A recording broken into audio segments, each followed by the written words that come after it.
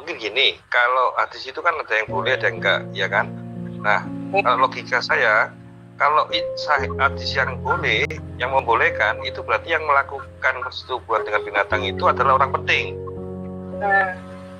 Kalau orang yang nggak penting, pakai hadis yang itu, yang nggak boleh dihukum. Iya. Jadi dua-duanya makanya diciptakan hadis yang boleh sama yang nggak boleh. Siapa yang berbuat? Sesuai kan ya dibilang kan kemarin sesuai kebutuhan gitu. Oke, saya jawab dulu ya. Namanya hadis Nabi Muhammad SAW itu kan yang meriwayatkan berbeda-beda orang ya. Bisa saja pada saat itu aturan tentang hudud, pengaturan tentang hukuman kisas terhadap orang yang melakukan perzinahan terhadap binatang itu belum ada pada saat itu. Makanya dalam posisi seperti itu penerapannya masih belum bisa. Nah, kemudian setelah pemerintahan dalam Islam itu sudah cukup kuat, cukup jelas, maka ada hadis yang meriwayatkan bahwa orang itu harus dikisas. Hukum dikisas seperti para pejinah dengan manusia yang normal. Jadi dalam posisi ini dua hadis ini saling mendukung, karena yang menerapkan hukum berzina ya, penerapan hukum orang yang berzina itu dalam hudud itu adalah para ulil azmi, para pemimpin negara tempat orang itu tinggal dalam hukum Islam seperti itu, yang menerapkan kisasnya atau yang menjalankan hukuman itu nanti yang menerapkan hukumannya. Nah, oleh karena itu para pemimpin ulil azmi itu berijtima. Kemudian itu tergantung para pemimpin negara Islam tersebut mau mengikuti hadis yang mana. Akan tetapi semua penerapan hukum itu tergantung dari ijtima ulama yang menjalankan itu. Dan ini suatu keistimewaan Islam dibanding ajaran Kristen. Karena di ajaran Kristen nggak ada dalilnya, nggak ada ayatnya yang seperti hadis Nabi ini yang mengatur hukuman tentang orang yang berzina dengan binatang, malah nggak ada gitu loh. Itu yang pertama. Yang kedua, jangankan mengatur hukuman berzina dengan binatang, dengan sesama manusia saja malah dibebasin oleh Yesus. Orang yang berzina nggak dihukum. Ini menandakan tidak ada aturan di dalam ajaran mereka ini. Pengikut umat Paulus ini boro-boro menghukum, malah dilepasin.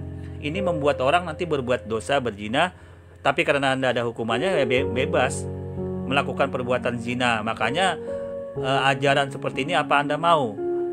Lebih baik mana ajaran Islam yang mengatur hukuman tentang perzinahan dibanding ajaran pengikut Paulus ini gitu loh. Lebih baik mana? Oke, saya kira ini ya jawabannya biar Anda paham. Artinya sebelum Anda mendatangi hadis Nabi Muhammad SAW, Anda koreksi dulu ajaran agama Anda. Ada enggak aturan yang mengatur tentang perzinahan? Mengapa sampai dibebasin? Mengapa bertentangan dengan Taurat? Dengan Matius 5 ayat 17-19. Jangankan Anda berbicara tentang hukuman berzina dengan binatang, sesama manusia aja nggak diatur hukumannya. Jadi malu ibaratnya ini malu sekali ajaran umat pengikut Paulus ini ya, mencoba mendatangi Al-Quran dan Al-Hadis, tetapi dia lupa diri di dalam ajaran mereka semua ya. Oke, kurang lebihnya dia mohon maaf. Oke, kita lanjutkan ya. Go. Bismillahirrahmanirrahim. Assalamualaikum warahmatullahi wabarakatuh. Jumpa lagi dengan Madya Channel. Untuk di video kali ini Madya Channel akan menganalisa dua akun yang dengan topik yang sama ya, tentang perbuatan menjinahi hewan ya, dalam hal ini berzina ya. Nah, kemudian di akun tidak biasa ini mencoba untuk menggiring negatif ya tentang perbuatan hadis yang dia coba gali dalam hadis-hadis Tirmizi maupun Ibnu Majah ya, tentang orang perbuatan berzina terhadap binatang. Nah, ini juga satu paralel dengan akun RAK ya, Rumah Apologet Kristen, yang juga mengangkat tema ini dalam pendiskusian ya. Nah, oleh karena itu Madya akan jawab sekaligus mereka ini agar jelas makna-makna yang terkandung. Tapi sebelumnya kita dengarkan dulu ini dari argumen dari murtad ya, atau orang dari pengikut ajaran Paulus ini. Kita dengar dulu sebentar. Oke. Kita kalau mungkin ditanya, atau juga mungkin semua dari kita kalau ditanya apakah berhubungan seksual dengan binatang adalah perbuatan dosa dan patut dihukum? Tentu saja jawaban kita adalah iya. Nah, kalau pertanyaan yang sama itu juga kita tanyakan kepada saudara-saudara kita yang dari Islam, apakah berhubungan seksual dengan binatang dilarang dan itu merupakan suatu perbuatan yang keji dan patut dihukum? Mungkin mayoritas saudara-saudara kita akan menjawab ya. Karena itu kita jawab dulu ya. Nah, di sini kan dari pengikut Paulus mengatakan apakah orang yang melakukan perbuatan berzina dengan binatang itu dihukum? Dijawab oleh murtadin ini ya. Iya, padahal dia bohong. Kebohongan ini yang ditampilkan. Tidak ada ayat dasarnya ya yang menjelaskan bahwa di dalam Bible itu orang yang berzina dengan binatang itu dihukum. Nggak ada gitu loh. Bahkan perempuan ya, bahkan orang yang berzina sesama dengan manusia oleh Yesus dilepasin, nggak ada hukumannya gitu loh. Padahal perbuatan itu dosa besar yang sangat menjijikan dibanding dengan binatang, tapi nggak dihukum. Nah, ini Madia buktikan ya. Madia buktikan dulu kepada murtadin ini ya, pada ajaran pengikut Paulus ini buktinya. Anda bisa lihat di Yohanes 8 ayat 2 sampai 11 ya. Nah, di sini orang yang berzina ya kemudian dihadapkan kepada Yesus, ternyata dilepasin oleh Yesus, nggak dihukum ya.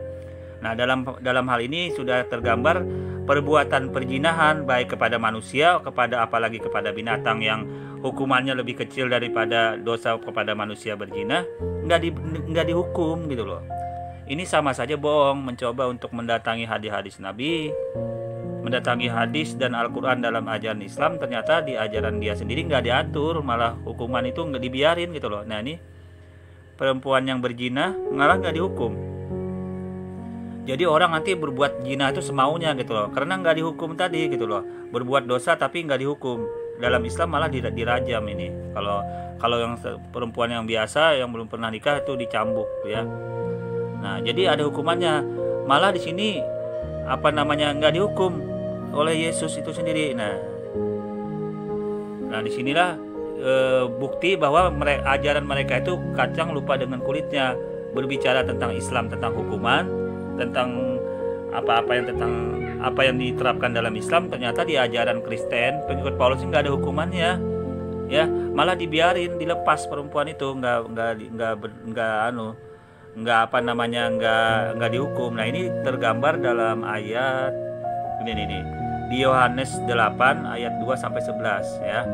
Nah, padahal ini sudah jelas ya kedapatan berbuat zina, tapi dilepas oleh Yesus. Nah, itu artinya orang yang berbuat zina nanti semaunya, nanti nggak ada hukumannya. Ya terserah apa yang mau dilakukan. Berarti ini mengakibatkan dunia nanti penuh perzinahan karena nggak ada hukumannya gitu loh. Apalagi dengan binatang, sesama manusia saja nggak ada hukumannya gitu loh. Ya, seperti ini. Nah, ujuk-ujuk tiba-tiba pengikut Paulus ini ya datang kepada Islam, mendatangi hadis-hadis Nabi yang kemudian mencoba untuk menggoreng-goreng masalah hukuman terhadap orang yang melakukan perzinahan dengan hewan. Kan aneh gitu loh. Sesama manusia saja nggak ada hukumannya, nggak dihukum gitu loh. Ujuk-ujuk berbicara tentang Islam, masalah hukuman dalam hadis itu yang ternyata penafsiran dalam hadis itu pun salah gitu loh. Penafsiran dengan hadis itu pun salah. Salahnya di mana? Nanti kita bahas. Kita lanjut dulu ya. Adalah dosa. Namun tahukah Bapak Ibu bahwa di dalam Islam ada literatur yang mengatakan bahwa menggauli binatang, berhubungan seksual dengan binatang, berzina dengan binatang tidak mendapat hukuman. Ini mungkin mengejutkan Bapak Ibu. Mau tahu alasan lebih lanjut? Tunggu video ini. Nah, di sini kan sudah sangat jelas ya. Kalau si murtadin ini mengatakan di dalam menjinahi hewan itu nggak ada hukumannya, Anda bisa bayangkan di dalam Bible mereka jawabnya tidak ada Tuhan. Lalu kata Yesus, aku pun tidak menghukum engkau, pergilah dan jangan berbuat dosa lagi mulai dari sekarang. Nah, ini artinya orang yang berzina, yang dosanya jauh lebih besar berzina daripada perbuatan zina kepada hewan, nggak dihukum gitu loh. Apalagi berbuat zina kepada hewan. Malah di sini nggak ada aturannya. Di dalam Bible itu berzina kepada hewan nggak ada yang diatur. Kepada manusia aja nggak dihukum, apalagi untuk hewan. Dan lucunya umat terjemahan ini termasuk di rak ya, akun rak dan akun tidak biasa ini mendatangi hadis-hadis yang menjelaskan itu. Kan aneh, ini kacang lupa dengan kulitnya gitu loh.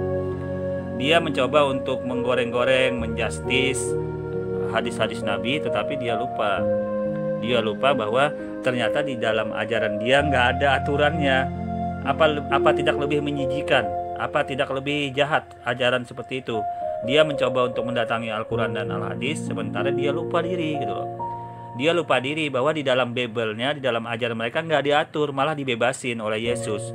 Ini sudah terbukti ya di dalam Bible-nya ini Anda lihat. Nah ini di Yohanes nih yang terakhir ini Anda bisa lihat di Yohanes nih. Yohanes 8 ayat 11, dibebasin orang berzina. Ini mengundang orang nanti berbuat zina sembarangan, berbuat dosa tapi nggak dihukum gitu loh. Justru dalam Islam, hadis-hadis yang didatangin oleh para murtadin ini ya, dari akun rak juga sama itu malah menjelaskan bagaimana hukumannya, lagi digali hukumannya. Kita simak dulu ya.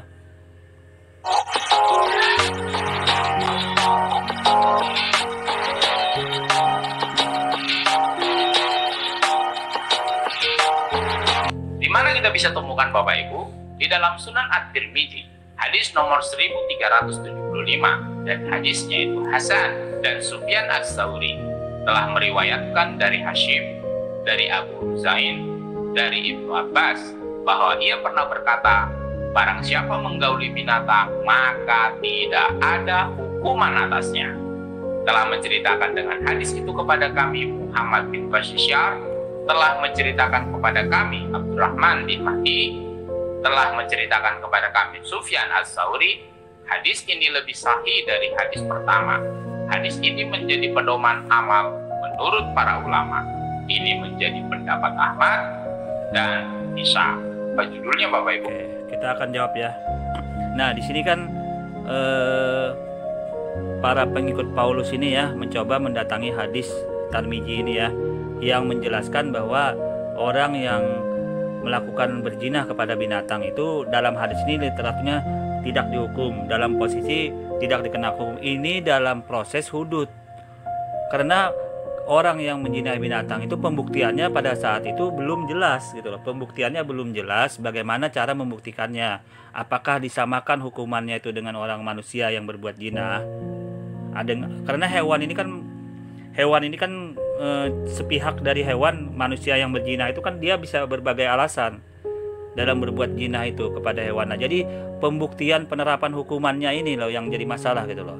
Oleh karena itu hadis ini menjelaskan bahwa belum bisa dikorelasikan dengan hukuman yang disamakan dengan berzina seperti manusia kepada manusia sama manusia, hadis ini. Nah, kemudian setelah itu muncullah dari hadis Sunan Ibnu Majah nomor 2554 ya.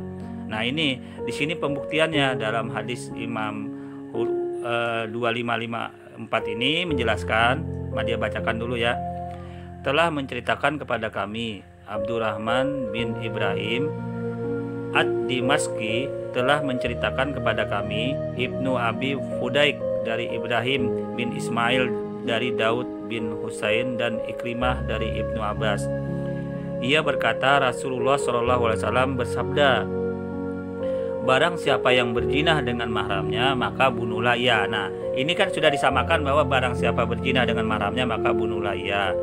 Dan barang siapa berzina dengan seekor binatang, bunuhlah ia dan bunuhlah binatangnya. Nah, kemudian di dalam hadis ini penerapannya bahwa ternyata dalam hadis ini digambarkan orang yang berzina dengan binatang itu dibunuh dengan binatangnya juga, dengan orangnya itu gitu loh. Dalam posisi seperti ini hadis ini menjelaskan bahwa kaidah hukum dalam penerapan hukum orang berzina itu jelas kepada dalam Islam ya, jelas. Kalau dalam ajaran Kristen pengikut Paulus ini nggak, malah dibebasin. Orang yang sesama manusia saja berzina nggak dihukum. Wanita perzina ini dibuktikan di dalam Injil mereka sendiri gitu loh, dibebasin gitu loh oleh Yesus. Jadi orang itu nanti berbuat semaunya, berbuat dosa nggak dihukum. Di Yohanes 8 ayat 2-11 ini. Sedangkan dalam Islam kalau dalam berzina sesama manusia kepada manusia itu dirajam ya. Nah, kepada binatang pun sudah jelas hukumannya, dirajam ya, karena dalam posisi ini bahkan dengan seekor binatang bunuhlah ia. Nah, untuk hadis yang pertama ini pada saat itu asbabul wurud hadis itu belum menentukan, karena pada saat itu peristiwa belum ada, tetapi kaidah hukumnya harus diterapkan tetap, kaidah hukum penggaliannya, karena untuk menjaga masa-masa setelah Nabi Muhammad, apabila terjadi orang-orang yang menggauli binatang, yang berzina dengan binatang, maka hukumannya sudah jelas. Nah, kemudian datanglah hadis dalam Sunnah Ibnu Majah nomor 2554, kitab hudud, penerapan hukum kisas kepada orang yang berzina sesama binatang juga gitu loh, berzina dengan binatang. Nah, jadi cukup jelas, inilah keistimewaannya Islam sebenarnya. Semua diatur. Sedangkan ajaran umat pengikut Paulus ini mencoba mendatangi hadis, dia lupa di ajaran mereka berzina dengan manusia biasa saja, dengan perempuan biasa saja, itu nggak dihukum gitu loh. Nggak dihukum, nggak ada hukuman rajamnya, cuman dikatakan dosa doang tapi nggak dihukum. Apalagi dengan binatang, malah nggak ada dalilnya, nggak ada hadisnya, nggak ada ayatnya di dalam Bible. Makanya ini aneh.